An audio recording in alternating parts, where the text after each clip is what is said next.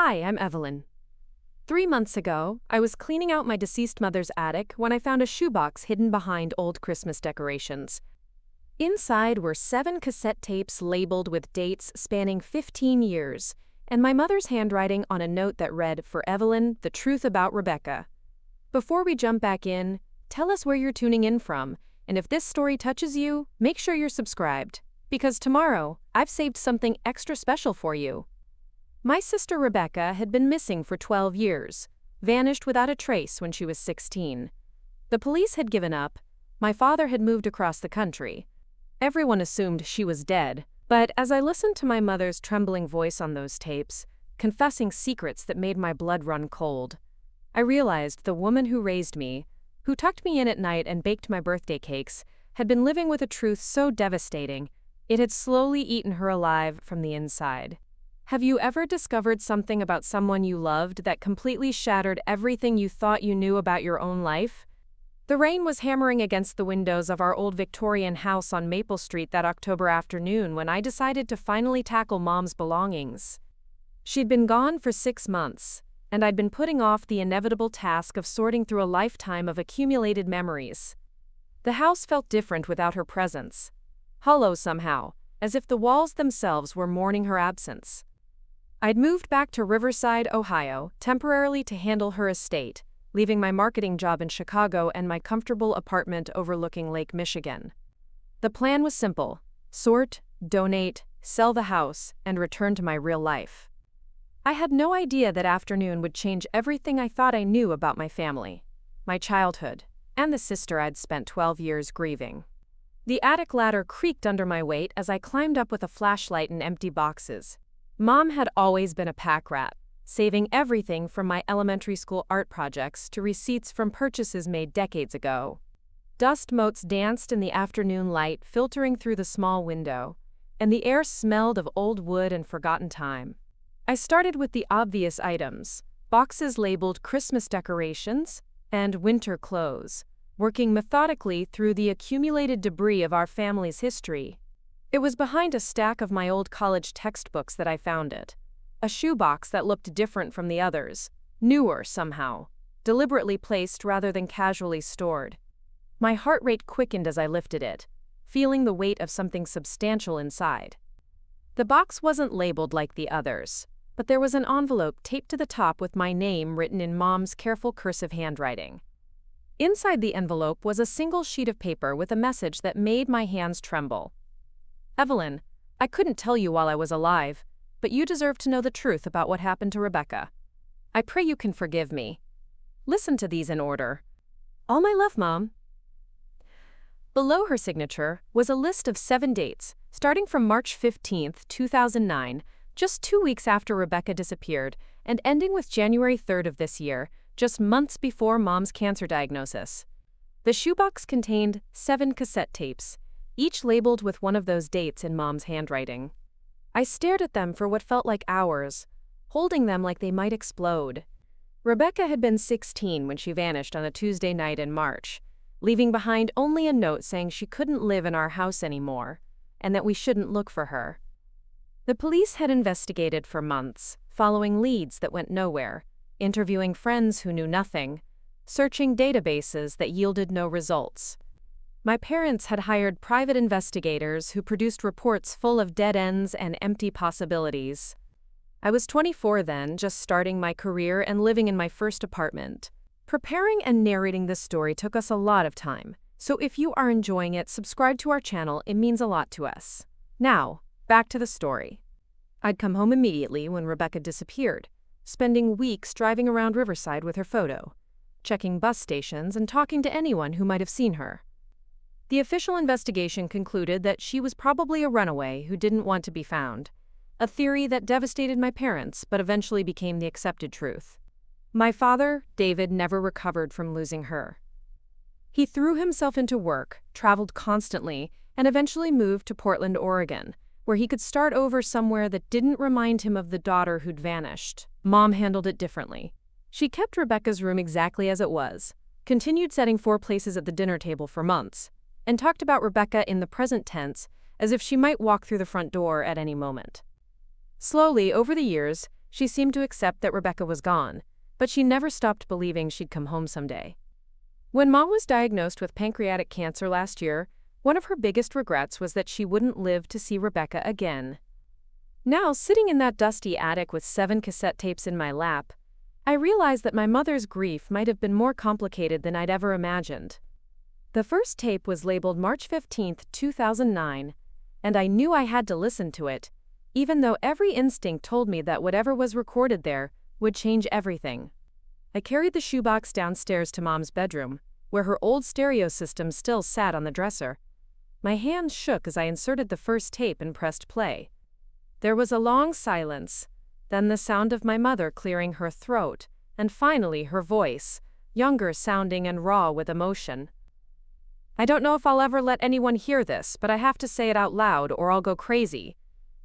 It's been 2 weeks since Rebecca left, and everyone thinks she ran away. The police, David, even Evelyn, they all believe she chose to disappear, that she was unhappy and decided to start over somewhere else. But I know the truth, and it's eating me alive." Her voice broke, and I could hear her crying softly before continuing. "Rebecca didn't run away. She left because of what I did to her, because of the choice I made that destroyed her trust in me and our family and everything we'd built together. I thought I was protecting her, but I realize now that I was protecting myself, and in doing so I drove away the daughter I loved more than my own life." I paused the tape, my heart pounding so hard I could hear it in my ears. This wasn't what I'd expected. I'd imagined maybe Mom had known where Rebecca went, or had been in contact with her secretly. But this sounded like a confession of guilt, of responsibility for Rebecca's disappearance, that went far deeper than anyone had suspected. The house suddenly felt too quiet, too empty. I could hear the grandfather clock in the hallway ticking away the seconds, the same clock that had marked time throughout my childhood, through family dinners and Christmas mornings, and the terrible night when we realized Rebecca was gone. I pressed play again, needing to hear more despite the dread pooling in my stomach. I need to start from the beginning, from the night I found Rebecca in the basement with Tommy Martinez. She was 15, and I thought I was being a responsible parent when I forbade her from seeing him. Tommy was 18, already in trouble with the law, from a family that everyone in Riverside talked about in whispers. I convinced myself that I was protecting Rebecca from making a mistake that would ruin her future. I remembered Tommy Martinez vaguely. He'd been a few years older than me, with dark hair and a reputation for getting into fights at school. Rebecca had mentioned him a few times during her sophomore year, but I'd been too busy with my own college applications and social life to pay much attention to my sister's romantic interests. But what I didn't know, Mom's voice continued, growing shakier, was that Rebecca was already in love with him. Really in love, not just teenage infatuation. And what I really didn't know was that she was pregnant. The words hit me like a physical blow. I stopped the tape again, staring at the stereo as if it had betrayed me. Rebecca had been pregnant? How was that possible? How had none of us known? I thought back to that last year before she disappeared, trying to remember if there had been signs I'd missed. Rebecca had been moodier than usual, spending more time in her room, but I'd attributed that to typical teenage behavior. I forced myself to press play again, though my hands were trembling now. She told me about the pregnancy on a Thursday night in February. I was in the kitchen making dinner when she came downstairs, sat at the table, and just said it straight out. "Mom, I'm pregnant, and Tommy and I want to keep the baby." I dropped the plate I was holding. It shattered on the floor, and I remember thinking that the sound was like my world breaking apart. Mom's voice was barely a whisper now, thick with tears and regret. I should have hugged her. I should have told her we'd figure it out together, that I'd support whatever decision she made. Instead, I panicked. All I could think about was what people would say, how this would affect her future, her college plans, our family's reputation in town. I told her she was too young, that she didn't understand the consequences, that having a baby would ruin her life. I told her she had to end the pregnancy, and I forbade her from seeing Tommy again. The tape was quiet for a long moment except for the sound of Mom crying. When she spoke again, her voice was different, harder. Rebecca begged me to reconsider. She said she and Tommy had talked about it, that they were willing to work hard, to take responsibility. She said she already loved the baby, that she could feel it growing inside her, and that asking her to terminate the pregnancy was like asking her to kill a part of herself. But I wouldn't listen. I was so convinced that I knew what was best for her that I couldn't hear what she was actually saying. I realized I was crying now, tears streaming down my face as I listened to my mother describe a conversation I'd never known had happened. Rebecca had been facing one of the biggest decisions of her life completely alone, with a mother who wouldn't support her choices, and a family who didn't even know what she was going through. The next morning, I called Dr. Patterson and made an appointment for Rebecca. I told him it was for a regular checkup, but when we got there I explained the situation and asked him to counsel Rebecca about her options. Dr. Patterson was professional, but I could see the judgment in his eyes. He examined Rebecca while I waited in the hallway, and when they were finished he called me into his office. Mom's voice became clinical now, as if she were reciting facts rather than reliving memories. He confirmed that Rebecca was about 3 months pregnant, healthy, and that if she chose to continue the pregnancy, there was no medical reason she couldn't carry to term. But he also gave me pamphlets about abortion services, adoption agencies, and teenage pregnancy support groups. I took all of them, but I'd already made up my mind about what needed to happen. The tape clicked off and I realized that was the end of the first recording. I sat in Mom's bedroom, surrounded by her familiar belongings, trying to process what I'd just heard. The woman who had raised me, who had taught me about compassion and understanding, who had volunteered at the church and baked cookies for school fundraisers, had essentially bullied her pregnant teenage daughter into terminating a pregnancy she wanted to keep. But that was only the first tape. There were 6 more, spanning years of what I now understood were my mother's confessions about the events that had driven Rebecca away. I looked at the list of dates again, noticing that they weren't evenly spaced. Some were just months apart, others were years. It was as if Mom had returned to this ritual of confession whenever the guilt became too overwhelming to bear alone. I walked to the kitchen and made myself a cup of tea, the same kind of chamomile Mom used to make when I was upset about something. The familiar ritual was comforting, but it also felt like a betrayal somehow, as if I were using her own methods to cope with learning about her darkest secrets. Outside, the rain had intensified, and the old house creaked and settled around me like it was responding to the weight of the revelations contained in those tapes. When I returned to Mom's bedroom, I noticed things I'd never paid attention to before. There was a photo of Rebecca on the nightstand that Mom had always kept there, but now I saw that it was from Rebecca's 15th birthday, just months before she'd gotten pregnant. Rebecca looked so young in the picture, her smile wide and genuine, her dark hair falling in waves around her shoulders. She looked like a child, which made Mom's story even more heartbreaking. I picked up the second tape, dated June 20th, 2009, just 3 months after the first one. This time, when I pressed play, Mom's voice sounded different, more tired, as if the weight of her secret had already begun to wear her down. It's been 4 months since Rebecca left, and still no word from her. David hired another private investigator, this one from Columbus, who specializes in missing teenagers. He's asking all the same questions the police asked, following the same dead-end leads. Yesterday he interviewed Rebecca's friend Ashley again, and Ashley mentioned that Rebecca had seemed upset about something in the weeks before she disappeared, but she didn't know what it was. There was a pause, and I could hear Mom moving around, probably pacing the way she did when she was anxious. Of course Ashley didn't know what was wrong. Nobody knew except me and Rebecca, and Dr. Patterson, who's bound by confidentiality. The secret is like a poison inside me, making everything taste bitter, making every conversation with David and Evelyn feel like a lie. They're grieving for Rebecca, missing her, wondering where she is and if she's safe. And I'm grieving too, but I'm also carrying the knowledge that I'm the reason she's gone. Mom's voice cracked with emotion. I keep replaying that last conversation we had, the night before she left. She came to my bedroom around midnight, and I thought she was going to apologize, to tell me she understood why I'd made the decisions I made. Instead, she looked at me with such disappointment, such sadness, and she said, "Mom, I thought you loved me enough to support my choices even when they were hard ones. I thought you trusted me enough to believe I could handle difficult situations.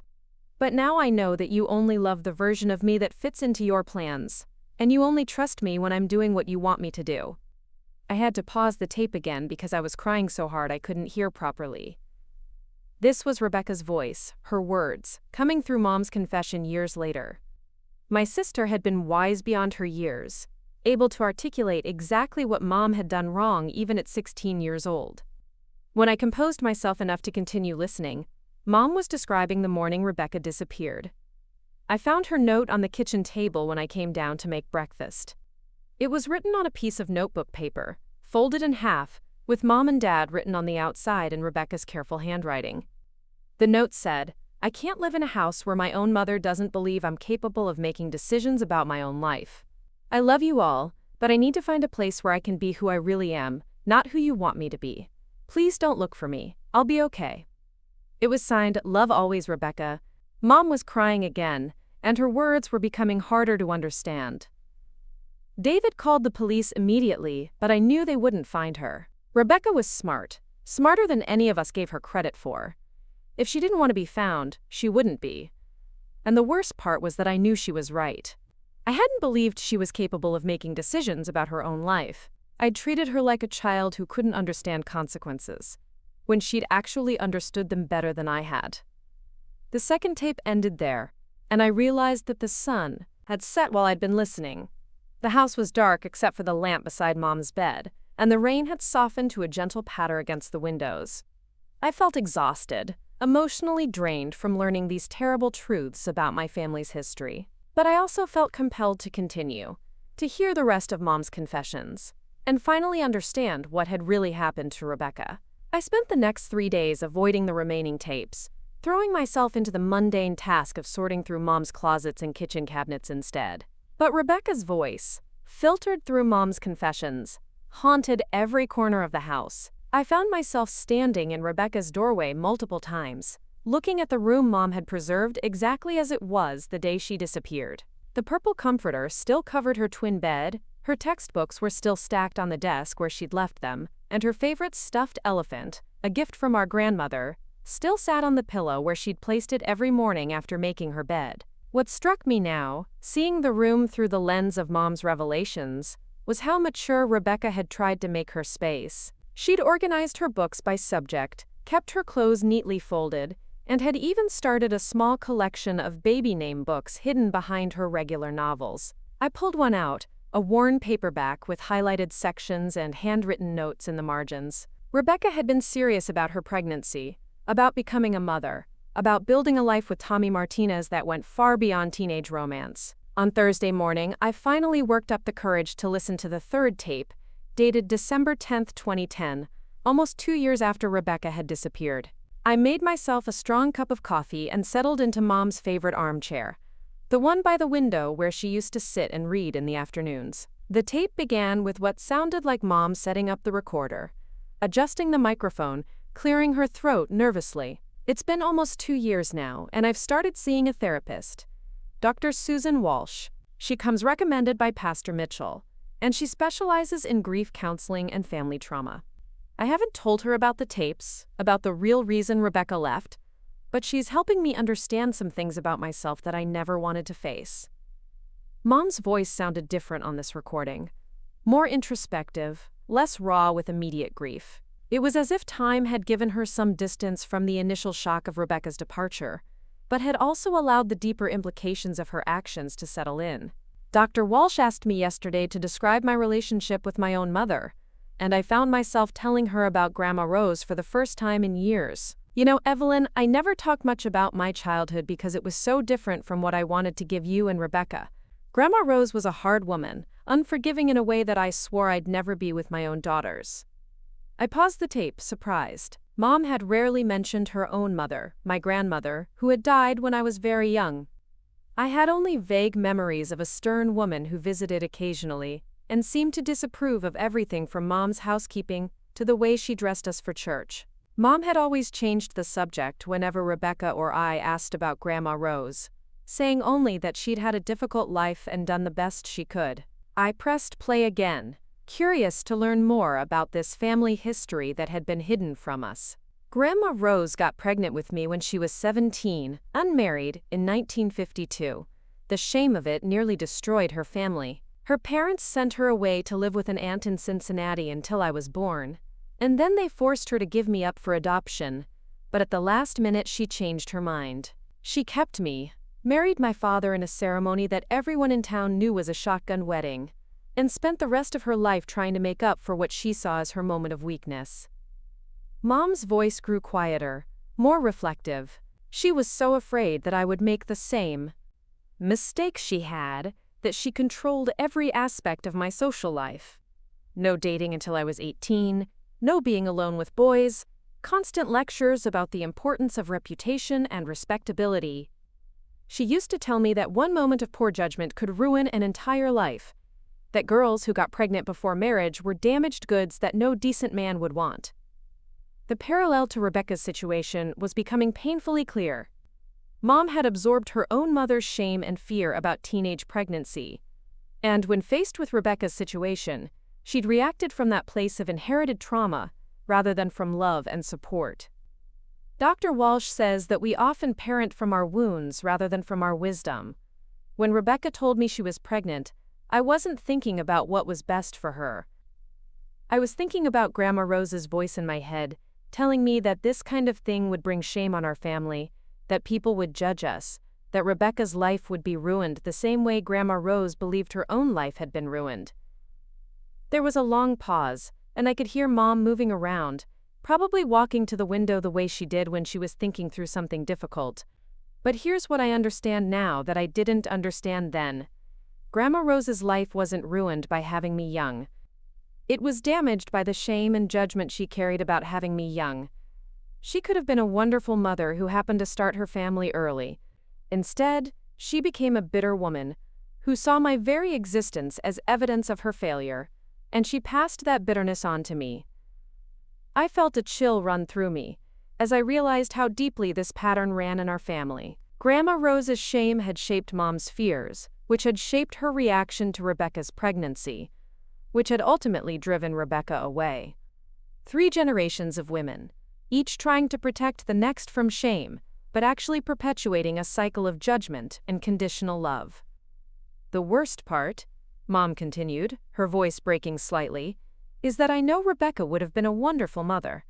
Even at 16, she had more patience and kindness than I had at 36. She used to babysit for the Johnson family next door, and Mrs. Johnson was always telling me how responsible Rebecca was, how the children adored her, how she had a natural instinct for nurturing. I remembered those babysitting jobs. Rebecca had taken them seriously, always arriving early and staying late to help with bedtime routines. The Johnson kids, especially little Emma, who was about 5 at the time, would run to Rebecca whenever they saw her on the street. Rebecca had a gift with children that everyone could see except, apparently, our own mother when it mattered most. I keep wondering what would have happened if I'd supported her decision to keep the baby. Would she and Tommy have made it work? Would they have gotten married, found a way to finish school, built a life together? Or would it have been difficult and complicated, requiring all of us to make sacrifices and adjustments? I'll never know, because I didn't give them the chance to try. The tape went quiet, except for the sound of Mom crying softly. When she spoke again, her voice was thick with regret. Tommy Martinez came to see me about 6 months after Rebecca disappeared. He looked terrible, like he hadn't been sleeping or eating properly. He told me he knew about the pregnancy, that Rebecca had called him the night before she left to say goodbye. He said she'd told him about my reaction, about how I'd forced her to have the abortion, and that she couldn't stay in a house where her own mother had made her feel like a criminal for wanting to become a parent. I felt my heart stop. Mom had forced Rebecca to have an abortion? The first tape had mentioned her making an appointment and pressuring Rebecca, but I'd assumed Rebecca had ultimately made her own choice. Now I was learning that Mom had actually coerced her into terminating a pregnancy she wanted to keep. Tommy begged me to tell him where Rebecca had gone. He said he loved her, that he would have taken care of her and the baby, that he would have done whatever it took to give them a good life. He was crying when he said it, this 18-year-old boy, who everyone in town had written off as a troublemaker, showing more maturity and responsibility than I had shown as a grown woman. Mom's voice became almost inaudible. I told him I didn't know where she was, which was true. But I also told him that maybe it was for the best, that they were both too young to be parents, that Rebecca was better off starting fresh somewhere else. The look he gave me when I said that will haunt me for the rest of my life. It was a look of complete disgust, as if he couldn't believe that Rebecca's own mother could be so heartless. I had to pause the tape again because I was shaking with anger. Not just at Mom, but at the entire situation, at the waste of it all. Rebecca had loved Tommy, and he had loved her. They had wanted to build a life together, to raise their child together, and Mom had destroyed all of that because of her own inherited fears and prejudices. When I pressed play again, Mom was describing the aftermath of Rebecca's disappearance and how it had affected our family. Your father never forgave himself for not knowing what Rebecca was going through. He kept saying that he should have been more involved, should have paid more attention, should have created an environment where Rebecca felt comfortable coming to him with her problems. He was right about that, but not for the reasons he thought. The truth was that I had made it impossible for Rebecca to come to either of us, because I had already shown her that we would judge her rather than support her. This explains so much about Dad's behavior after Rebecca left. His guilt, his need to escape to Portland, his inability to talk about her without becoming emotional. He'd been carrying responsibility for Rebecca's disappearance, without knowing that the real cause was Mom's reaction to her pregnancy. I watched our marriage fall apart piece by piece over the following months. David threw himself into work, taking on extra projects, traveling more frequently. When he was home, he was distant, distracted, always seeming to be somewhere else mentally. We stopped talking about anything meaningful. We stopped planning for the future. We just existed in the same house, two people drowning in separate pools of grief and guilt. I remembered that time clearly. The house had felt heavy with unspoken sadness, like a weight pressing down on all of us. Dad had indeed become absent, even when he was physically present, and Mom had become hyper-focused on maintaining routines and keeping busy. I had attributed their behavior to natural grief over Rebecca's disappearance, never imagining that there were deeper currents of guilt and secret knowledge flowing beneath the surface. The hardest part was watching you try to hold our family together, Evelyn. You were only 24, just starting your own adult life, but you kept coming home for dinner, calling to check on us, trying to plan family activities that might bring us some joy. You were grieving Rebecca too, but you put your own feelings aside to take care of David and me. I felt so guilty watching you sacrifice your own healing to help us with ours, especially knowing that your efforts were doomed because the real problem wasn't grief, it was the secret I was keeping. I had forgotten how much energy I'd put into trying to fix our family during that time. I'd postponed a promotion at work that would have required relocating to New York, turned down social invitations so I could spend weekends in Riverside, and had even suggested family therapy, which Mom had quickly dismissed as unnecessary. Now I understood that Mom hadn't been avoiding therapy because she thought we were fine, but because she was afraid of what might be revealed in sessions. Dr. Walsh has been encouraging me to consider telling David and you the truth about what happened. She says that secrets have a way of poisoning relationships even when they're meant to protect people. She's right, No, she's right, but I'm so afraid of losing what's left of my family. If David knew that I was responsible for driving Rebecca away, if you knew that your mother was capable of such cruelty to her own daughter, would either of you ever forgive me? The question hung in the air as the tape clicked off. I sat in Mom's chair, looking out at the same view she'd seen countless times while wrestling with these terrible secrets. The guilt must have been overwhelming, living every day knowing that her actions had caused Rebecca to leave, watching Dad blame himself, watching me try to fix a situation that was fundamentally broken because of choices she'd made. But as I reflected on Mom's question about forgiveness, I realized that my feelings were more complicated than simple anger or disappointment. Yes, I was furious at her for forcing Rebecca to have an abortion, for prioritizing reputation over her daughter's autonomy, for letting Dad and me believe that Rebecca had just chosen to abandon us. But I was also beginning to understand the deeper patterns that had shaped her behavior, the way her own mother's shame had been passed down like an inheritance of fear. I got up and walked to Rebecca's room again, this time looking more carefully at the details I'd missed before. On her desk, Underneath the stack of textbooks, I found a journal I'd never noticed. The entries were dated from her sophomore year, and as I read through them, I could see Rebecca's growing maturity and her deepening relationship with Tommy. One entry, dated February 10th, just days before she'd told Mom about her pregnancy, read, "Tommy and I talked about our future today. I know people think we're too young to be serious, but when I'm with him, I feel like the best version of myself. He listens to me, really listens, and he believes I can do anything I set my mind to. He's not like the other boys who just want to party and avoid responsibility. He talks about getting his GED, maybe going to community college, finding a job that could support a family someday. I love him so much it scares me sometimes, but it's a good kind of scared, like standing at the edge of a cliff and knowing you're about to fly." Reading Rebecca's own words about Tommy made Mom's dismissal of him even more painful. She'd seen only his reputation, his family's problems, his age, without bothering to get to know the person Rebecca had fallen in love with. She'd made decisions about both of their futures based on prejudices and fears, rather than on the reality of who they were and what they meant to each other. Another entry, dated March 1st, was heartbreaking in its hopefulness. "I told Mom today. I was so nervous, but I thought she'd be surprised and maybe worried, but ultimately supportive. After all, she was only 22 when she had me, not that much older than I am now. I thought she'd remember what it felt like to be young and in love and scared, but excited about the future. Instead, she looked at me like I'd announced I was dying." The disappointment in her eyes was worse than if she'd yelled at me.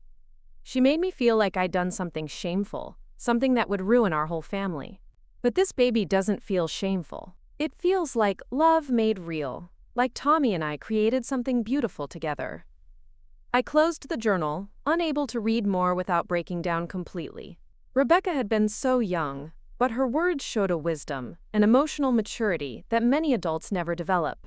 She'd understood that pregnancy was a serious responsibility, but she'd also understood that love could provide the foundation for meeting that responsibility. Mom had seen only the potential problems and social consequences, missing entirely the strength and commitment that Rebecca and Tommy were prepared to bring to parenthood. The fourth tape was dated March 15th, 2012, exactly 3 years after Rebecca had disappeared. When I played it, Mom's voice sounded different again, more hollow, as if the years of carrying this secret had worn her down to her essential elements. "It's been 3 years to the day since Rebecca left, and I've started having dreams about her. Not nightmares exactly, but dreams where she comes home and she's older, maybe in her 20s, and she has a child with her. A little girl with Rebecca's dark hair and Tommy's brown eyes. In the dreams, Rebecca doesn't seem angry anymore, just tired and sad. She shows me pictures of the life she's built somewhere far away, and it's a good life, a happy life, the kind of life she could have had if I'd supported her, instead of driving her away." I felt a chill as Mom described her dreams because they felt so vivid, so specific. Part of me wondered if they were dreams at all, or if Mom had somehow learned something about Rebecca's actual whereabouts and was expressing that knowledge through this metaphor of dreams. I keep wondering if she kept the baby after all, the timing would be right. If she left because she was determined to continue the pregnancy despite my opposition, she would have given birth sometime in the fall of 2009. The child would be almost 3 now, old enough to walk and talk, to have a personality and preferences and favorite toys. I might be a grandmother and not even know it. The possibility had never occurred to me, but it made perfect sense. If Rebecca had left specifically because Mom had forced her to have an abortion she didn't want, she might have been pregnant when she disappeared. She might have gone somewhere where she could have the baby in peace, away from Mom's judgment and interference. Tommy Martinez joined the Army about a year after Rebecca left. His mother told Mrs. Johnson, who told me. He's stationed somewhere overseas now, deployed to Afghanistan according to the latest news from his family. I wonder if he knows where Rebecca is, if they've stayed in touch. I wonder if he knows about the baby, if there is a baby. I wonder if they're planning a life together when he comes home, or if my interference destroyed even the possibility of that. The idea that Tommy might know where Rebecca was both thrilled and terrified me. If he was overseas, he'd be difficult to contact, but when he returned, he might be able to provide answers that we'd been seeking for years. At the same time, if Rebecca had specifically asked him not to reveal her location to our family, he might choose to honor that request even if we found him. I've been thinking about writing Rebecca a letter, even though I don't know where to send it. Dr. Walsh suggested that sometimes the act of writing can be healing, even if the letter never reaches its intended recipient. But every time I sit down to try, I find myself paralyzed by the magnitude of what I need to apologize for. How do you say you're sorry for betraying your daughter's trust? How do you ask forgiveness for valuing appearances over love? How do you explain that you were operating from your own mother's wounds instead of your own wisdom? Mom's voice broke as she asked these questions, and I could hear her struggling with the weight of her regret. The distance of 3 years had given her clarity about her mistakes, but it had also made those mistakes feel more permanent, more impossible to undo. The worst part is that David is starting to accept that Rebecca is probably dead. He doesn't say it directly, but I can see it in the way he talks about her now, in past tense, as if she's a memory rather than a living person who might come home someday. He started packing away some of her things, talking about maybe converting her room into a home office eventually. He's not being cruel, just practical, trying to move forward with his life in whatever way he can. I remembered Dad starting to mention Rebecca less frequently around this time, and when he did talk about her, there was a finality to his tone that had worried me. I'd attributed it to the natural progression of grief, the way people eventually have to find ways to live with loss. But now I understood that Dad was giving up hope of ever seeing Rebecca again, while Mom was living with the knowledge that Rebecca was probably out there somewhere, living a life that Mom's actions had forced her to build in exile. If I'm right about the baby, if Rebecca did continue her pregnancy after leaving home, then there's a grandchild out there that David and Evelyn don't even know exists. A little person who carries our family's genes and Rebecca's love, growing up without ever knowing about the family that would welcome them with open arms if only we knew where to look. The thought of a niece or nephew that I'd never met, never even known about, was overwhelming. If Rebecca had indeed had a baby, that child would be almost 3 now, probably just learning to form sentences and ask questions about the world. They might look like Rebecca, or like Tommy, or like some combination that would instantly identify them as family if we ever encountered them. But they might also have learned, through Rebecca, to see our family as people who had rejected them before they were even born. Rebecca might have told them about a grandmother who had tried to prevent their existence, about aunts and uncles, and a grandfather who had never tried to find them.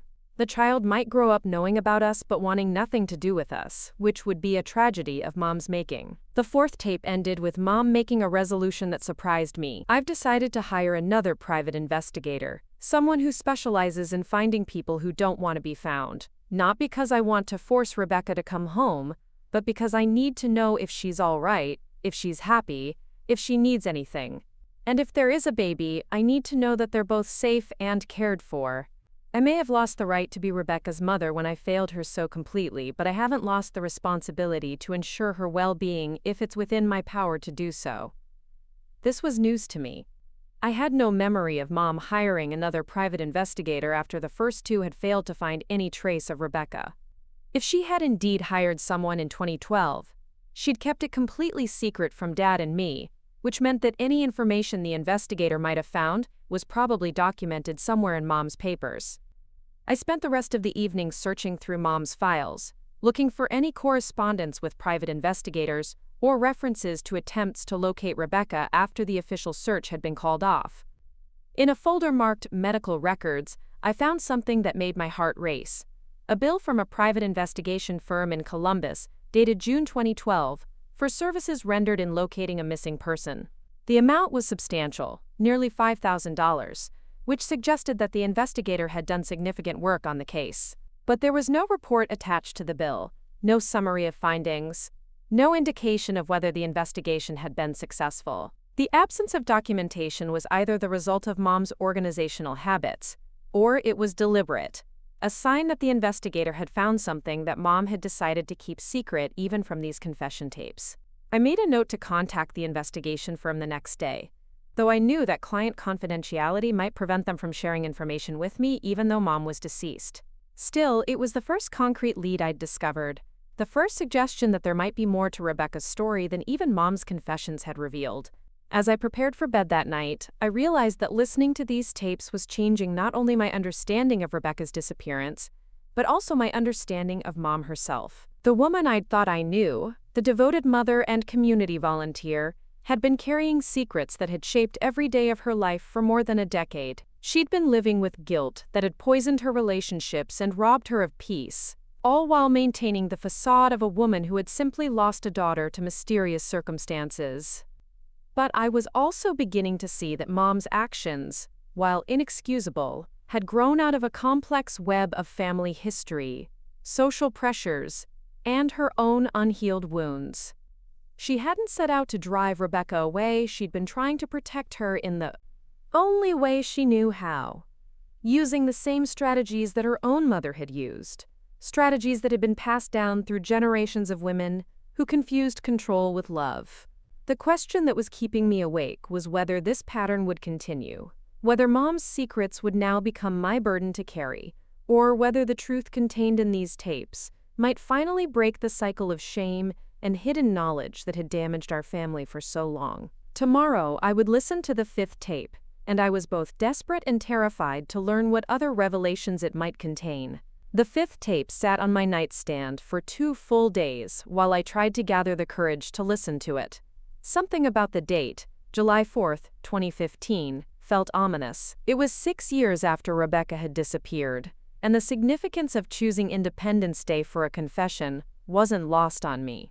I'd spent those 2 days calling the private investigation firm in Columbus, only to learn that their records from 2012 had been destroyed in a fire 3 years ago. The receptionist was sympathetic but firm. There was nothing left of Mom's case file, no way to recover whatever information they might have uncovered about Rebecca's whereabouts.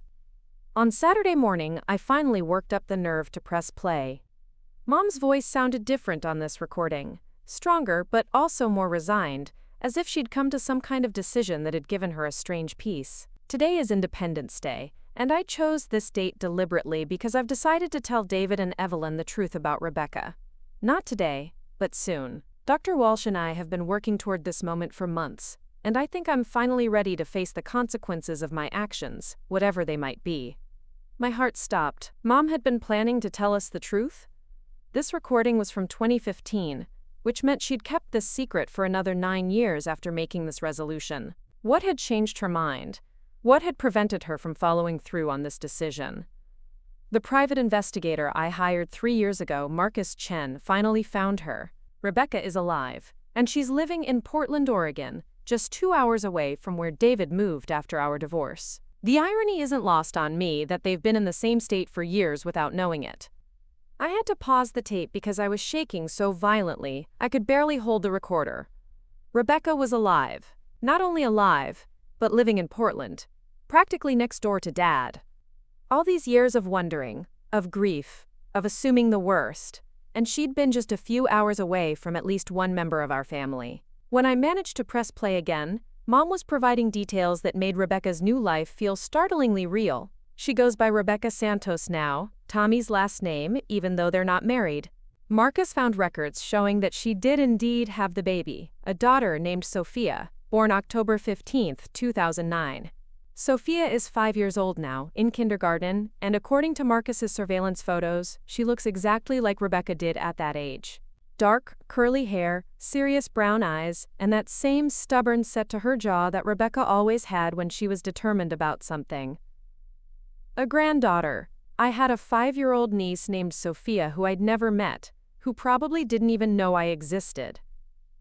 The thought was overwhelming, exciting, and heartbreaking at the same time. I wondered what she was like, whether she had Rebecca's quick wit and compassionate nature, whether she asked questions about the family her mother had left behind. Tommy came back from Afghanistan in 2011, and he found Rebecca within months of his return. Marcus wasn't able to determine exactly how they reconnected, but the important thing is that they're together now, raising Sophia as a family.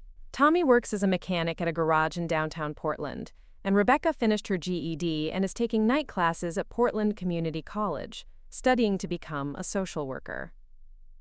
The details painted a picture of the life Rebecca had built for herself, a life that sounded stable and purposeful, despite all the obstacles she'd faced. She'd managed to finish her education while raising a child. As a teenager, she'd maintained her relationship with Tommy despite years of separation, and she'd chosen a career path that would allow her to help other people facing difficult circumstances. Everything Mom had feared would be impossible for a teenage mother, Rebecca had accomplished on her own. Marcus also found out that Rebecca volunteers at a crisis pregnancy center, counseling other young women who are facing unplanned pregnancies. When I learned that, I had to sit down because the irony was so overwhelming. The daughter I tried to force into an abortion is now spending her free time helping other girls in similar situations, probably encouraging them to trust their own instincts and make their own choices. I could hear Mom crying softly, and I understood why. Rebecca had taken her traumatic experience with an unsupportive mother and transformed it into a way of supporting other women who needed advocacy and understanding. She'd become the kind of mother figure for other girls that Mom had failed to be for her. Marcus asked if I wanted him to make contact, to let Rebecca know that I'd been looking for her, that I wanted to apologize and rebuild our relationship. I told him no, not yet. I need to tell David and Evelyn the truth first. They deserve to know what really happened before I reach out to Rebecca. They deserve to understand why she left, and they deserve the chance to decide for themselves whether they want to try to reconnect with her. This explained why the investigation had remained secret. Mom had been planning to reveal everything at once, to tell us about her role in driving Rebecca away and about the fact that Rebecca was alive and well in Portland. It would have been an enormous revelation, the kind of news that would have fundamentally changed all of our lives. I've written letters to both David and Evelyn, trying to explain what happened and why I kept it secret for so long. The letters are in my desk drawer, sealed, but not mailed. I keep taking them out and reading them, trying to decide if they say everything that needs to be said, if they adequately convey how sorry I am and how much I regret the choices I made. Letters. There were letters in Mom's desk that she'd written to Dad and me, letters that might contain more details about Rebecca's situation and Mom's plans for reconnecting with her. I made a mental note to search Mom's desk thoroughly after I finished listening to all the tapes. The hardest part about learning that Rebecca is doing well is that it confirms everything I feared about my own actions. She didn't need me to protect her from making mistakes. She needed me to support her while she learned from her experiences. She was capable of handling the responsibility of motherhood, capable of building a stable relationship with Tommy, capable of pursuing her education and career goals, even under difficult circumstances. Everything I told her she couldn't do, she's done, and she's done it without any help from the family that should have been supporting her. Mom's voice was filled with a mixture of pride and regret that was painful to hear. She was celebrating Rebecca's accomplishments while simultaneously recognizing that her own interference had been not only unnecessary but actively harmful.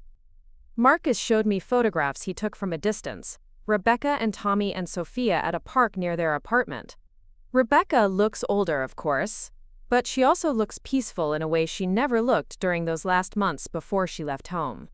She's smiling in the pictures, really smiling, and she's watching Sophia play with an expression of such love and contentment.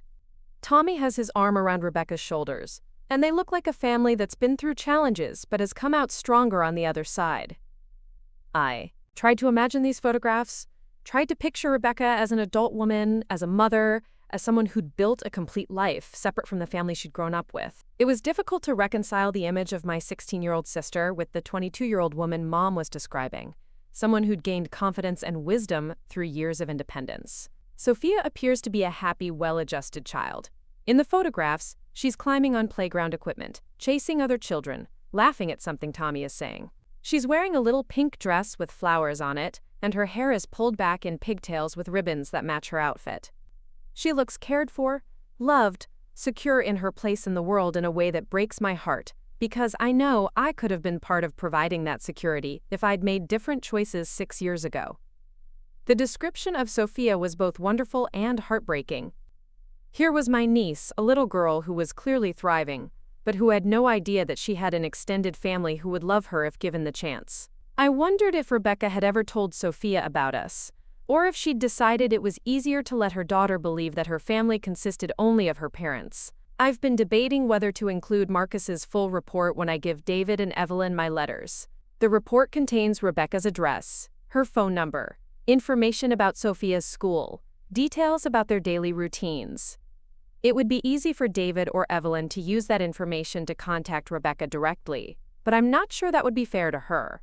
She left for a reason, and she's stayed away for a reason. Maybe the first contact should come from me, since I'm the one who drove her away in the first place. This was the question that had been troubling Mom, and listening to her work through it was fascinating and frustrating at the same time. She recognized that she owed Rebecca an apology, but she also understood that Rebecca had the right to maintain her distance if that's what she preferred. The balance between wanting to make amends and respecting Rebecca's autonomy was delicate, especially given that Mom's original mistake had been failing to respect Rebecca's autonomy in the first place. Dr. Walsh thinks I should write to Rebecca first, before telling David and Evelyn anything. She believes that Rebecca deserves to know that I understand what I did wrong, that I regret my actions, and that I respect her right to decide whether she wants any contact with our family. If Rebecca responds positively, then I could tell David and Evelyn the whole story and help facilitate a reunion. If Rebecca doesn't want to reconnect, then at least I would have done what I could to apologize and make amends. This approach made sense to me, but it also raised questions about what had prevented Mom from following through with her plan. The tape was from 2015, but Mom hadn't died until this year, which meant she'd had nearly 9 years to contact Rebecca and potentially rebuild their relationship. Something had gone wrong with her plan. Some obstacle had prevented her from taking the steps she'd outlined with such care. I need to be prepared for the possibility that Rebecca will reject my attempts at reconciliation. She has every right to be angry, to want nothing to do with me, to prefer the life she's built without the complications that contact with our family might bring. If that's her choice, I'll have to accept it, but at least I'll know that I tried to make things right. The tape went quiet for several minutes, and I could hear Mom moving around, probably pacing or looking out the window the way she did when she was thinking through difficult decisions. There's something else Marcus discovered that I haven't mentioned yet. Rebecca has been in contact with someone from Riverside over the years. Not regularly, and not recently, but there have been occasional phone calls and letters. Marcus wasn't able to determine who she's been communicating with, but the calls have come from a local number, and the letters have been postmarked from our zip code. This was shocking news. Someone in Riverside had known where Rebecca was all along, had been maintaining some kind of relationship with her, while the rest of us believed she was missing or dead. The possibilities ran through my mind rapidly.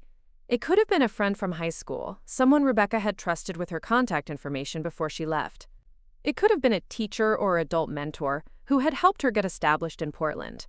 Or it could have been someone closer to our family, someone who had been keeping Rebecca's secret for years. I asked Marcus to investigate further, to try to identify Rebecca's contact in Riverside, but he said that would require more invasive surveillance methods that he wasn't comfortable using. He's already stretched ethical boundaries by taking photographs of Rebecca and Sophia without their knowledge. He recommended that if I wanted to know who Rebecca has been in touch with, I should ask her directly when I contact her. The mystery of Rebecca's Riverside contact added another layer of complexity to an already complicated situation. Someone had been bridging the gap between Rebecca's old life and her new one, someone who had chosen to maintain her secret rather than encouraging her to reconnect with her family.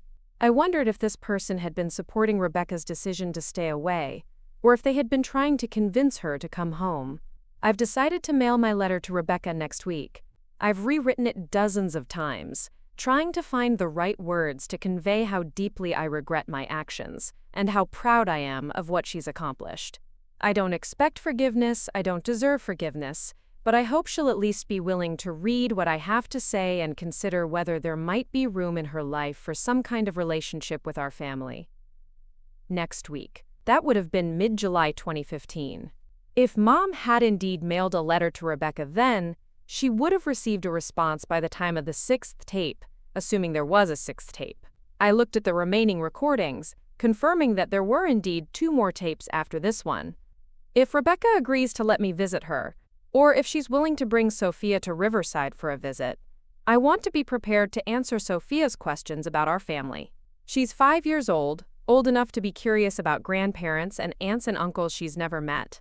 I want to be able to tell her about the good parts of our family history, about her grandfather David who would adore her, about her Aunt Evelyn who would be so excited to have a niece. The thought of meeting Sophia was both thrilling and terrifying. How do you explain to a 5-year-old that her family had been missing for years, not because they didn't love her, but because of mistakes and misunderstandings that had grown too large to overcome?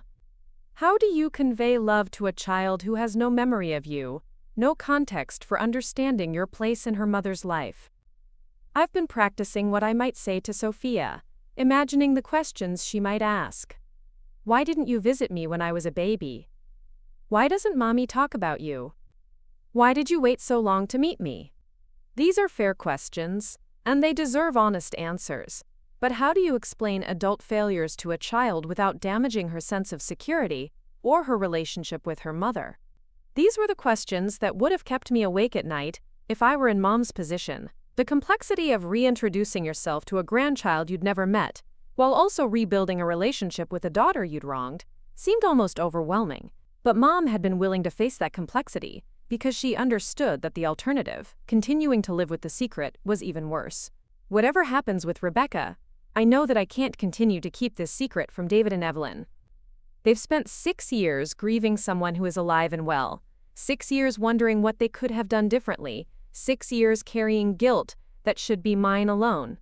They deserve to know the truth, and they deserve the opportunity to make their own decisions about whether to contact Rebecca.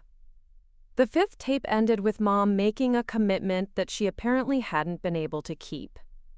Something had happened between July 2015 and her death 9 years later that had prevented her from following through on her plans to contact Rebecca and reveal the truth to Dad and me. The remaining 2 tapes would hopefully explain what had gone wrong with her carefully laid plans. I spent the rest of that evening searching through Mom's desk, looking for the letters she'd mentioned writing to Dad and me. The desk was meticulously organized, with folders for bills, medical records, correspondence, and household information. But there was no folder for personal letters, no sealed envelopes with our names on them. Either Mom had moved the letters to a different location, or she had ultimately decided not to keep them. What I did find in a folder marked Important Documents was a copy of the private investigator's report that Mom had referenced. The report was 30 pages long, filled with detailed information about Rebecca's life in Portland, complete with photographs, addresses, phone numbers, and even copies of public records showing Rebecca's enrollment at Portland Community College and Sophia's registration for kindergarten. The photographs were the most powerful part of the document. There was Rebecca, unmistakably my sister but transformed by 6 years of independent living.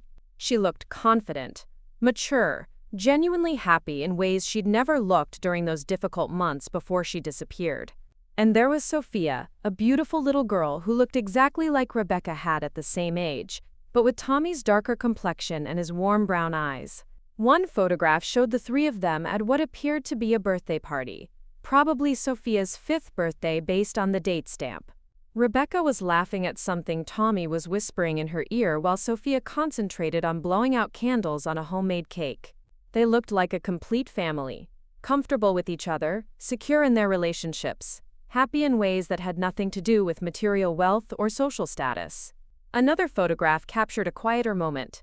Rebecca was sitting on a park bench reading a book while Sophia played nearby, and Tommy pushed another child on a swing.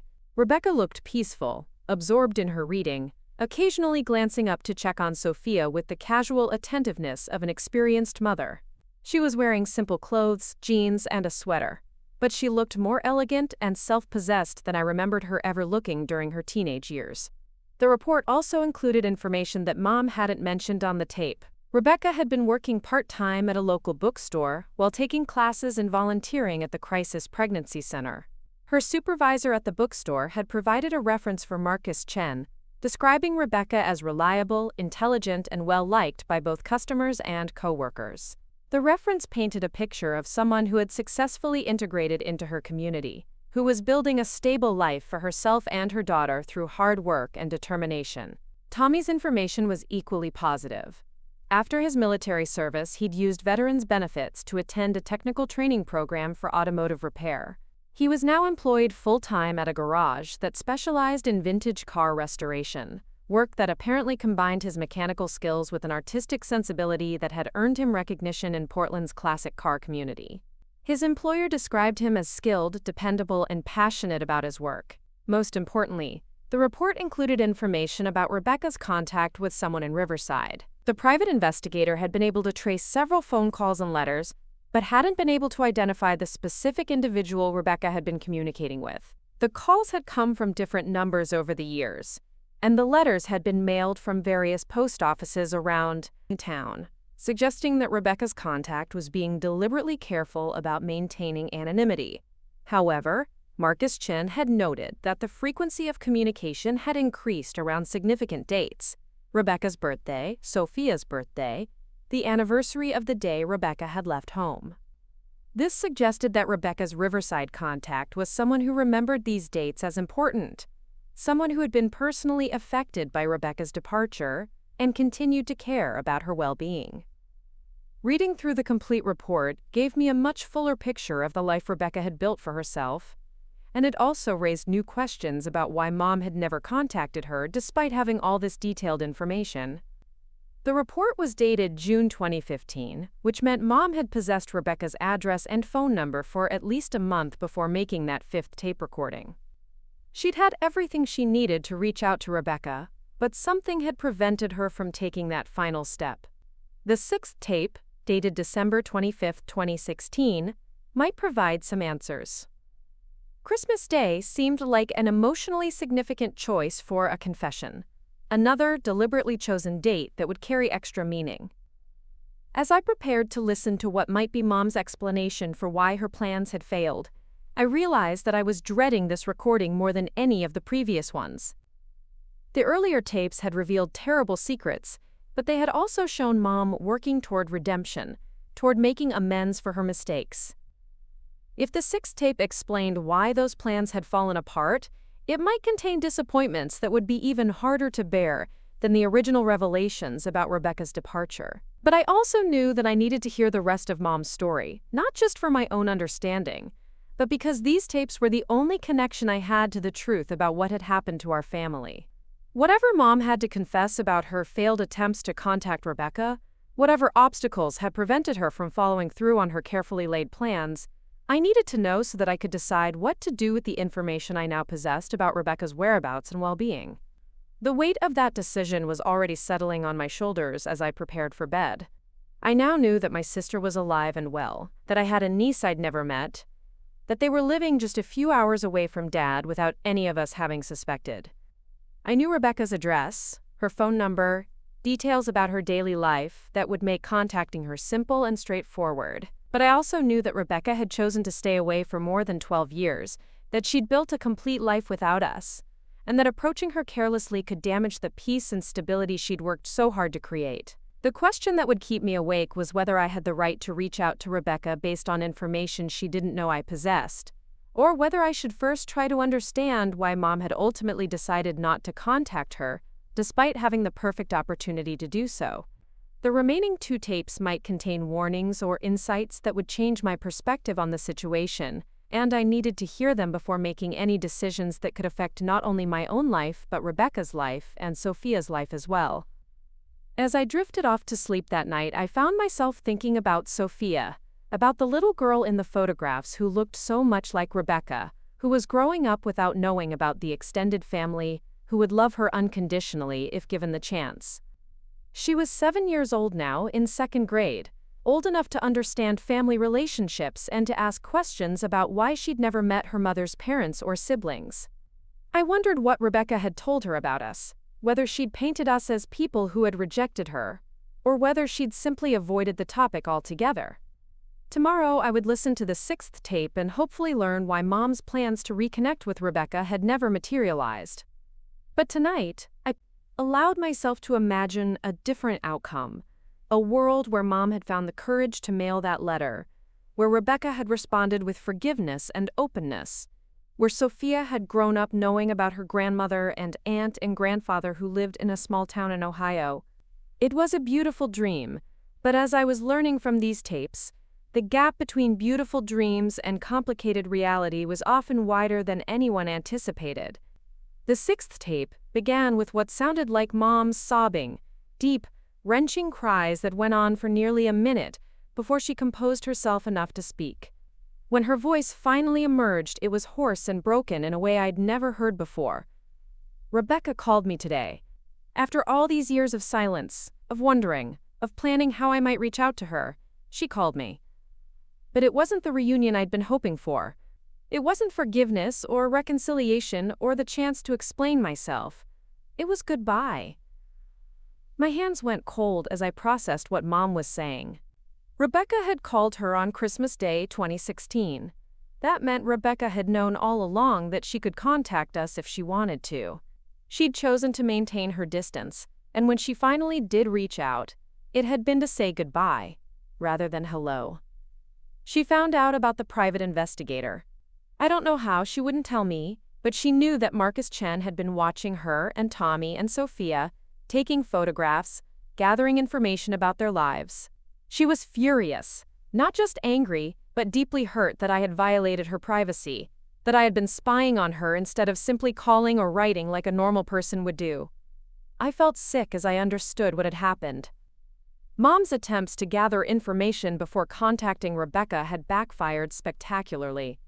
Instead of being seen as careful preparation for a potential reunion, the surveillance had been viewed as an invasion of privacy, another example of Mom trying to control rather than simply communicate. She said she'd always known where to find us if she wanted to. She said she'd been getting updates about our lives through someone here in Riverside, someone who had been keeping her informed about David's move to Portland, about your career success, about my activities and health. She said she'd been waiting to see if I would change, if I would grow into the kind of person who could respect her autonomy and support her choices, and that hiring a private investigator to spy on her had proven that I was still the same controlling person who had driven her away in the first place. The accusation was devastating, but I could understand Rebecca's perspective. From her point of view, a mother who truly regretted her actions would have written a letter or made a phone call, would have approached her directly with honesty and vulnerability. Instead, Mom had hired someone to watch Rebecca from a distance, to gather intelligence about her life without her knowledge or consent. It must have felt like another betrayal, another example of Mom prioritizing her own needs over Rebecca's right to privacy and self-determination. I tried to explain that I'd hired Marcus because I wanted to make sure she was safe and happy before I contacted her, that I didn't want to disrupt her life if she'd built something good for herself and Sophia. But Rebecca said that explanation just proved that I still didn't understand what I'd done wrong. She said that deciding whether or not to disrupt her life should have been her choice to make, not mine, and that by making that decision for her, I was repeating the same pattern that had driven her away in the first place. Rebecca was right, and hearing her logic explained through Mom's broken voice made the truth even more painful. Mom had been trying to protect Rebecca by gathering information first, but she'd been protecting her own feelings as much as Rebecca's well-being. She'd been afraid of being rejected, afraid of discovering that Rebecca didn't want contact with our family, so she'd hired someone else to find out those things for her, rather than facing the possibility of direct rejection. She told me about Sophia, about what a bright, curious little girl she is, about how she's doing well in school and has lots of friends and loves to read, just like Rebecca did when she was that age. But she also told me that Sophia has started asking questions about her extended family, about why she doesn't have grandparents or aunts and uncles like her friends do, and that Rebecca has been struggling with how to answer those questions honestly without poisoning Sophia against us. The image of 7-year-old Sophia asking about her missing family members was heartbreaking. She was old enough now to notice that her family structure was different from her classmates, old enough to wonder about the relatives she'd never met. Rebecca had been trying to navigate those questions while protecting Sophia from the complicated truth about why they lived so far from their extended family. Rebecca said she'd been planning to contact me eventually, maybe when Sophia was older and better able to understand the complicated history between us. She said she'd forgiven me years ago, not because what I did was forgivable, but because carrying anger was poisoning her ability to build the peaceful life she wanted for herself and Sophia. But she said that discovering the surveillance had reopened old wounds, had reminded her of how it felt to have her choices and autonomy disrespected. This revelation was both wonderful and terrible. Rebecca had forgiven Mom, had been working toward a potential reconciliation on her own timeline, but Mom's impatience and fear had destroyed that possibility. The forgiveness had been real, but it had been conditional on Mom demonstrating that she'd learned to respect Rebecca's independence, and the private investigator had proved that she hadn't. I begged her to let me explain, to give me another chance to show that I'd changed, that I understood what I'd done wrong and was committed to doing better. But Rebecca said that the pattern was too clear, that even my attempts at making amends were still centered on my needs rather than hers, my timeline rather than hers, my comfort level rather than hers. The conversation must have been excruciating for both of them. Rebecca, trying to protect the life she'd built, while also managing her own complicated feelings about our family. Mom, finally getting the chance to speak with her daughter after 7 years, only to realize that her actions had made things worse rather than better. She told me that Tommy wants to contact David, that he's been encouraging her for years to reach out to our family because he thinks Sophia deserves to know her extended relatives. She said Tommy remembers David being kind to him during the few times they met before Rebecca left, and he's always believed that David would welcome both Rebecca and Sophia back into his life without judgment or conditions. This information about Tommy was surprising and encouraging. He'd apparently been advocating for family reconciliation, trying to convince Rebecca that not all of us shared Mom's controlling tendencies. It made sense that he'd remember Dad positively. Dad had always been less judgmental than Mom, more willing to let people make their own mistakes and learn from them. But Rebecca said that my hiring a private investigator had convinced her that the controlling behavior she remembered wasn't limited to me, that it might be a family trait that could extend to David and you as well. She said she couldn't risk exposing Sophia to the kind of manipulation and judgment she'd experienced as a teenager, even if it meant Sophia would grow up without knowing her grandfather and aunt. The injustice of this conclusion was overwhelming. Dad and I were being judged based on Mom's actions, being denied the chance to have relationships with Rebecca and Sophia because of mistakes we hadn't made. But I could understand Rebecca's reasoning. From her perspective, she'd only experienced judgment and control from our family, and she had no way of knowing that Mom's behavior wasn't representative of how Dad and I would treat her and Sophia. I asked her if there was anything I could do to prove that I'd changed, any way I could demonstrate that I respected her autonomy and wanted only what was best for her and Sophia. She was quiet for a long time, and I could hear Sophia in the background asking Tommy about Christmas presents, her voice bright and happy and completely oblivious to the painful conversation her mother was having. The contrast between Sophia's innocent excitement about Christmas and the heavy emotional content of Mom and Rebecca's conversation must have been jarring. Here was this little girl, celebrating the holiday with joy and anticipation, while her mother was essentially severing ties with her extended family just rooms away. Finally, Rebecca said that the only thing I could do was leave her alone completely. No more private investigators, no more attempts to contact her, no more efforts to gather information about her life. She said that if she ever decided she wanted contact with our family, she would initiate it herself, on her own terms, in her own timing. But she said that any further attempts on my part to control or influence that process would permanently close the door to any future relationship. This ultimatum was both clear and devastating. Rebecca was essentially putting Mom on indefinite probation, requiring her to prove her respect for Rebecca's autonomy by doing nothing at all. It was probably the right boundary to set, but it must have felt like a death sentence to Mom, who had been hoping for the chance to actively make amends for her past mistakes.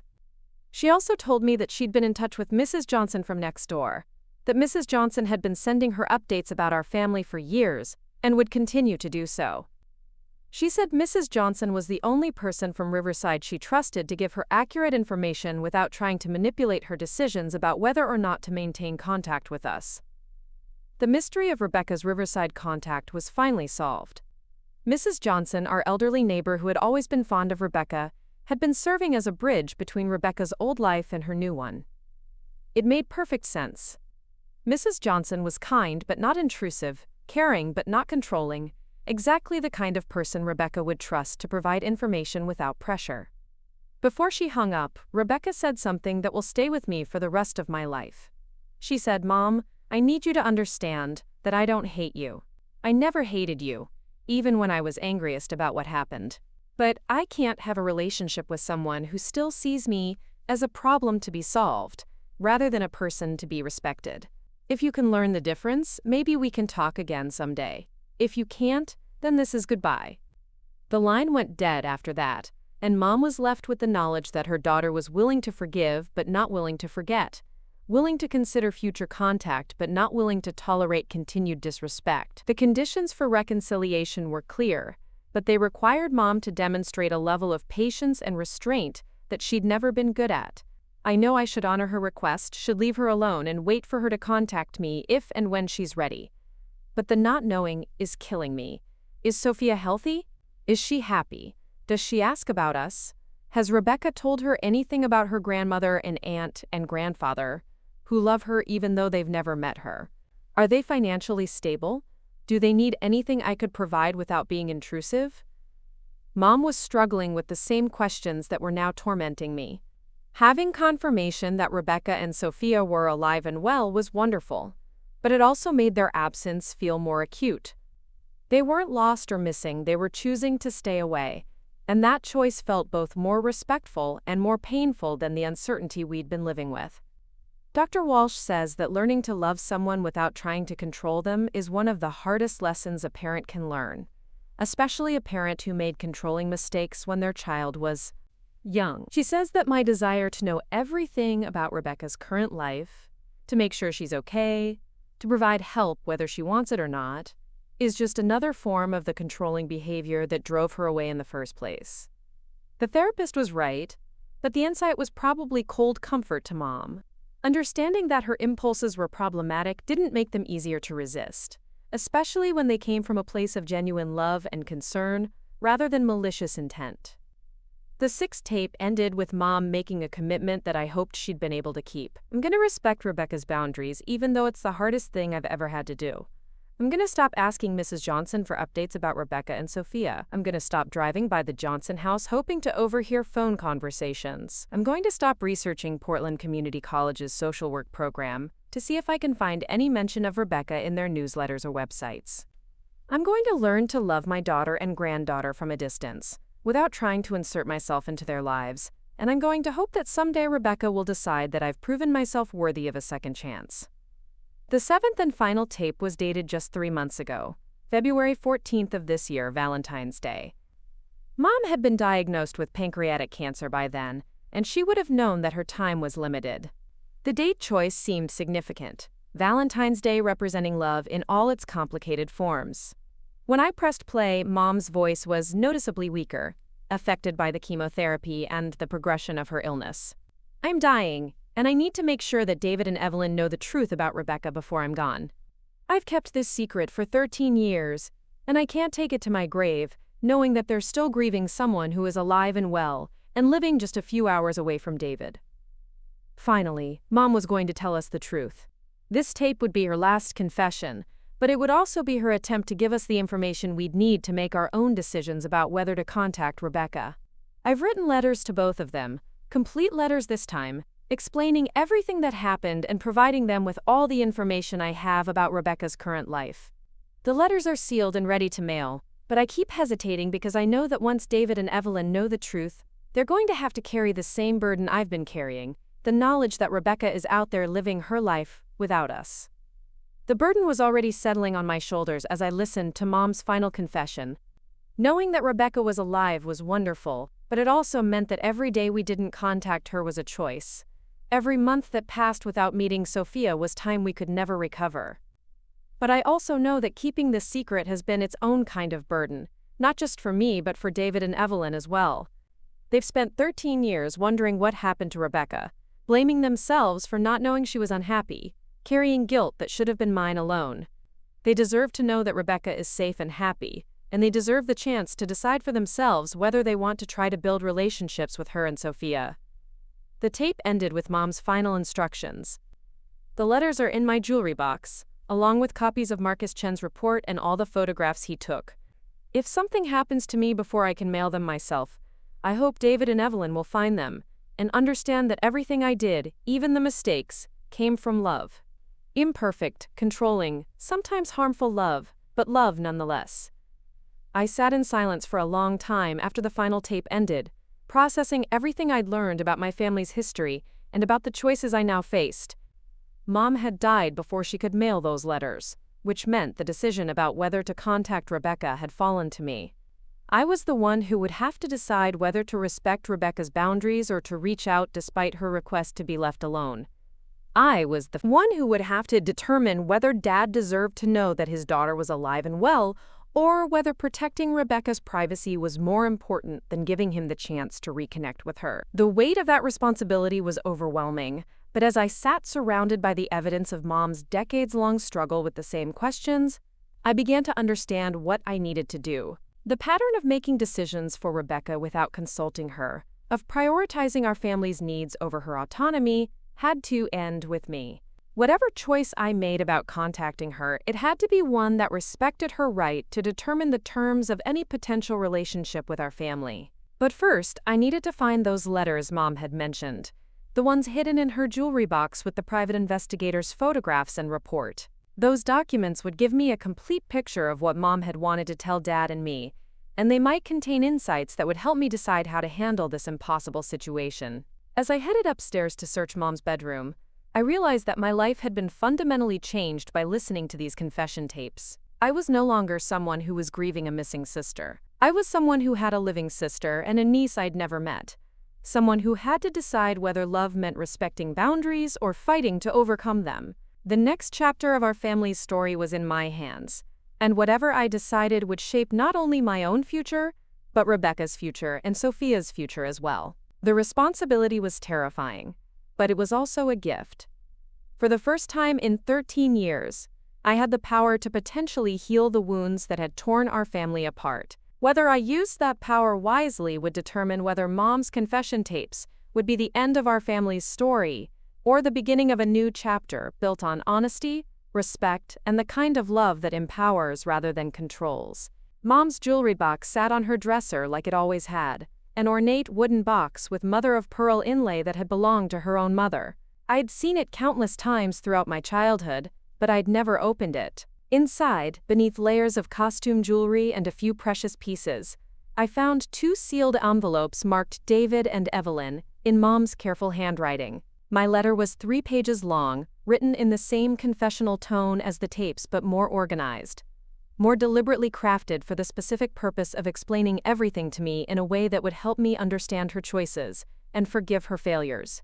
Reading it felt like receiving a final conversation with Mom, her last attempt to make peace with the damage she'd caused. But it was the photographs that took my breath away. Marcus Chen had captured dozens of images of Rebecca and her family over several months of surveillance. There was Sophia at age 5, gap-toothed and grinning as she climbed monkey bars at a playground. There was Rebecca at 22, confident and beautiful in ways she'd never been as a teenager, pushing Sophia on a swing while Tommy watched from a nearby bench. There was the 3 of them at what appeared to be a farmer's market, Sophia reaching for apples, while Rebecca and Tommy examined vegetables with the practiced efficiency of a family managing a careful grocery budget. These weren't the distant, clinical surveillance photos I'd expected. They were intimate glimpses into a life filled with ordinary happiness, small moments of connection and joy that painted a picture of people who had built something meaningful together despite starting with so little. The most powerful photograph showed Rebecca alone, sitting on the front steps of what must have been their apartment building, reading a book while Sophia played in a small front yard.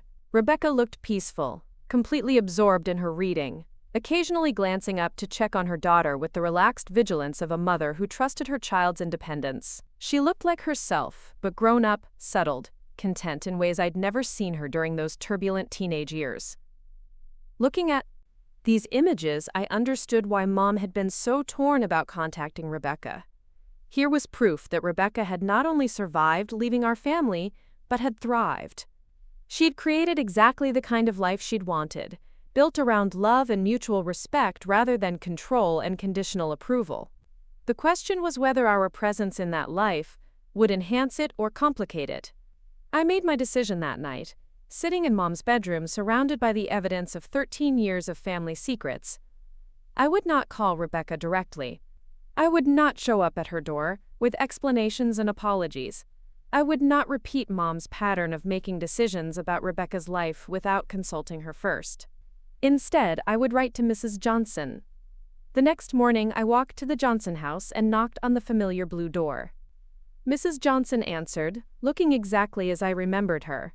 A small woman in her 70s, with kind eyes and silver hair pulled back in a neat bun. When she saw me, her expression immediately shifted to one of cautious concern. "Evelyn, dear, I heard about your mother. I'm so sorry for your loss." "Thank you, Mrs. Johnson. I was wondering if we could talk privately." "It's about Rebecca." Her face went pale, but she nodded and invited me inside. We sat in her living room, surrounded by doilies and family photographs, while I explained what I'd discovered in Mom's tapes and papers. "I've known where Rebecca was all along," Mrs. Johnson admitted quietly. "She called me a few months after she left, just to let me know she was safe. Over the years we've stayed in touch. She sends me pictures of Sophia, updates about their lives. I've watched that little girl grow up through photographs and phone calls." "Mom said Rebecca asked you not to tell us." "Not exactly. Rebecca never forbade me from telling your family where she was. But she made it clear that she needed time and space to build her own life before she could consider whether she wanted contact with any of you. I respected that choice." I pulled out one of the photographs of Sophia, the one showing her at the playground. "This is my niece. This is Rebecca's daughter, and I've never met her." Mrs. Johnson's eyes filled with tears. "She's a wonderful child, Evelyn. Bright and kind. And so much like Rebecca was, at that age. She asks about her family sometimes, about why she doesn't have grandparents or aunts like her friends do." "What does Rebecca tell her?" "That sometimes families are complicated, but that doesn't mean the love isn't real. Rebecca has never spoken badly about your parents or about you. She's told Sophia that she has family in Ohio who love her very much, but that grown-up problems have kept them apart." I explained my plan to Mrs. Johnson. Instead of contacting Rebecca directly, I wanted Mrs. Johnson to let Rebecca know that I'd discovered the truth about why she'd left, that I understood Mom's role in driving her away, and that I respected her right to maintain her boundaries. But I also wanted Rebecca to know that if she ever decided she wanted contact with Dad or me, we would welcome her and Sophia with open arms, no questions asked, no conditions attached. "Would you be willing to pass along that message?" I asked.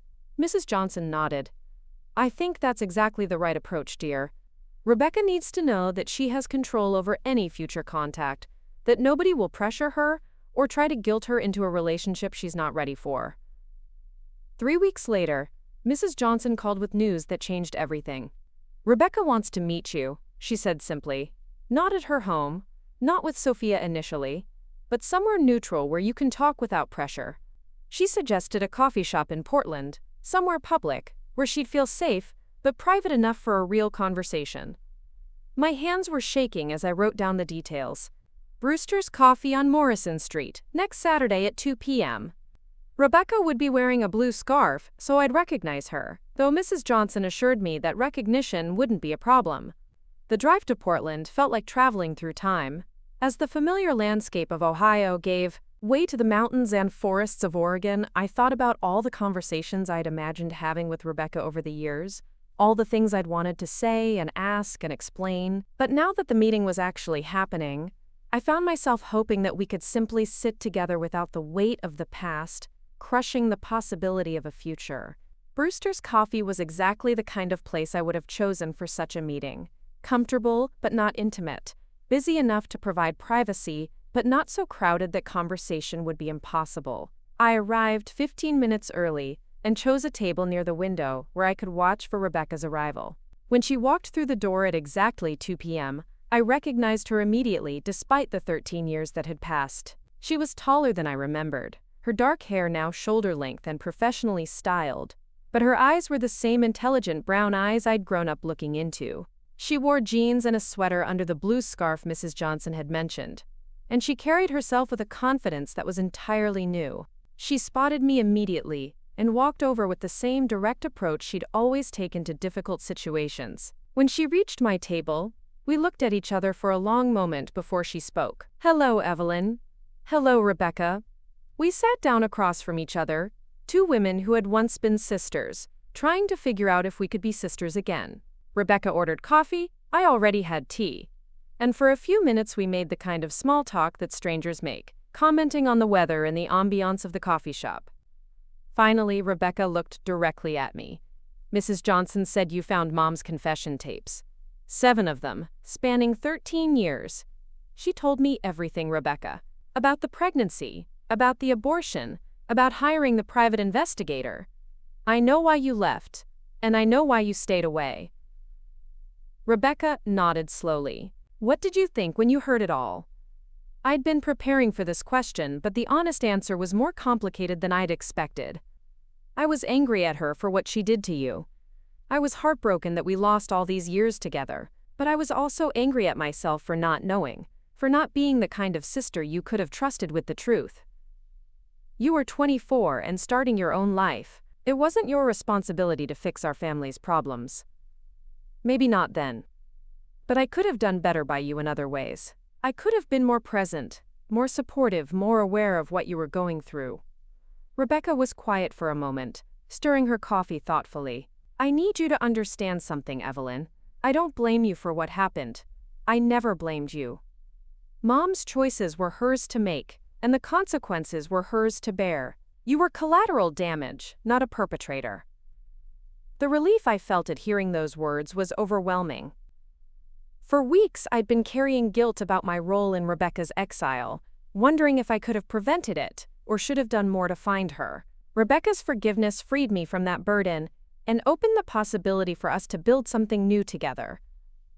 We talked for 3 hours that afternoon. Rebecca told me about Sophia, about her studies, about the life she and Tommy had built together.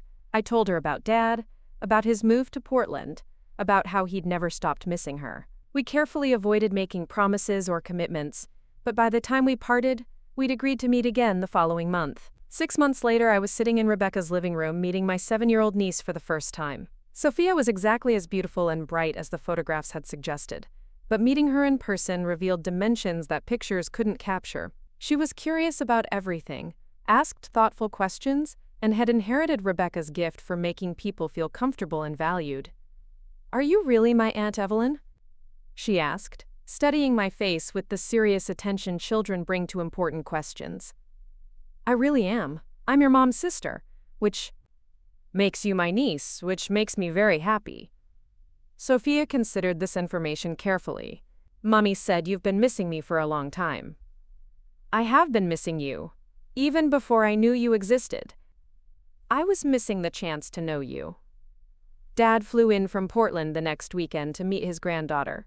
Watching him hold Sophia for the first time, seeing the joy and wonder in his eyes as she chattered about school and friends and the chapter book she was reading, I understood that some wounds can indeed heal, that some lost time can be recovered through the simple act of loving people exactly as they are. We're taking it slowly, building relationships based on respect rather than obligation, on choice rather than duty. Rebecca and Tommy are talking about visiting Riverside next summer, so Sophia can see where her mother grew up. Dad is learning to be a grandfather without trying to make up for lost time all at once. I'm discovering what it means to be an aunt to a child who already has a complete happy life but is generous enough to make room for additional love. The confession tapes that revealed our family's darkest secrets ultimately became the key to our healing. Mom's final gift to us wasn't her attempts at control or her years of guilty silence, but her decision to finally tell the truth, even after death. Sometimes the most powerful thing you can do for the people you love is to trust them with the truth and let them decide for themselves what to do with it. Sophia calls me Aunt Evie now, and every time I hear it, I'm reminded that love doesn't require perfection, just honesty and the courage to keep trying. We lost 13 years, but we still have all the years ahead of us, and that feels like more than enough. Up next, you've got 2 more standout stories right on your screen. If this one hit the mark, you won't want to pass these up. Just click and check them out.